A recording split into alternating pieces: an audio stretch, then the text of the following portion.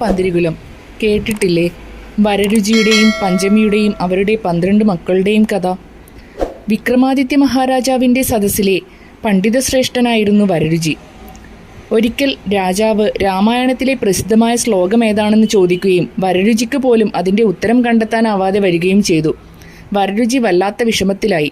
ഇത് കണ്ട രാജാവ് അയാൾക്ക് ഉത്തരം കണ്ടെത്താൻ 41 ദിവസം സമയം കൊടുക്കുകയും ഉത്തരം അതിലിടെ കണ്ടെത്തിയില്ലെങ്കിൽ പിന്നെ ഇങ്ങോട്ട് വരണം എന്നില്ല എന്ന് പറയുകയും ചെയ്തു. ഇത് കേട്ട് വളരെ വിഷമത്തോടെ വരരുചി കൊട്ടാരത്തിൽ നിന്നിറങ്ങി. പല പണ്ഡിതന്മാരെയും കണ്ട് ഉത്തരം ആരാഞ്ഞെങ്കിലും രാമായണത്തിലെ എല്ലാ ശ്ലോകങ്ങളും പ്രധാനം എന്ന് പറഞ്ഞ് എല്ലാവരും കൈയൊഴിഞ്ഞു. അങ്ങനെ 40 ദിവസം കഴിഞ്ഞു. ഉത്തരം കണ്ടെത്താനാകാതെ വരരുചി വല്ലാതെ വിഷമിച്ചു. പകൽ മുഴുവൻ വെള്ളവും ഭക്ഷണവും ഇല്ലാതെ അലഞ്ഞ് രാത്രി ഒരു വനത്തിലൂടെ സഞ്ചരിച്ച് ഒരു ആൽമരത്തിൻ്റെ ചുവട്ടിലെത്തി.